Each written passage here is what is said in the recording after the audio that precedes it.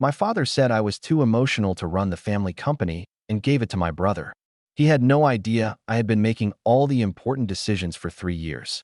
My name is Ana Silva, and I spent 8 years watching my father build Silva Construction into a regional powerhouse, while secretly running every aspect of the business he thought I was too unstable to handle.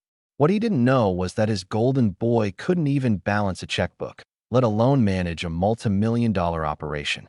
The company had been Dad's life since 1987, when he started with a pickup truck and a toolbox, building it into one of the largest commercial contractors in the region. When I graduated from university with degrees in business administration and engineering, Silva Construction employed over 200 people and handled projects worth tens of millions annually. Dad always assumed my brother Bruno would eventually take over, despite Bruno's complete lack of interest in anything beyond the minimum necessary to receive his paycheck.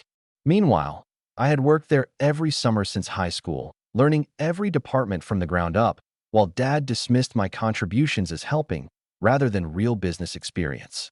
The turning point came during my senior year, when Dad had his first heart attack at 62.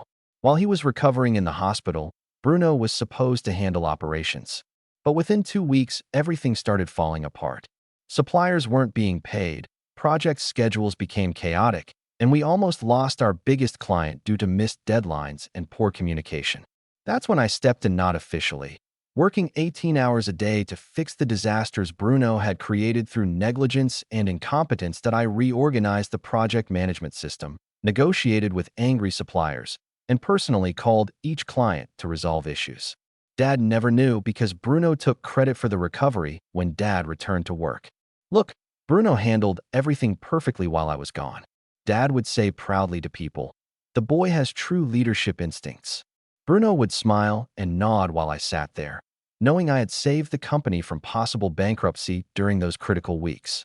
After that crisis, I realized Bruno needed constant support to maintain even basic functionality. So I started secretly managing his responsibilities. Every morning, I would arrive early to review his schedule and prepare briefings on what he needed to accomplish.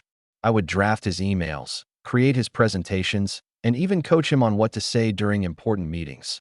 The system worked because Bruno was smart enough to recognize he was in trouble and grateful for the help, while Dad remained convinced his son was naturally talented at business leadership.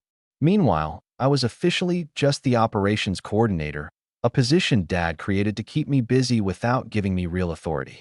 The financial analysis that convinced Dad to expand into renewable energy projects.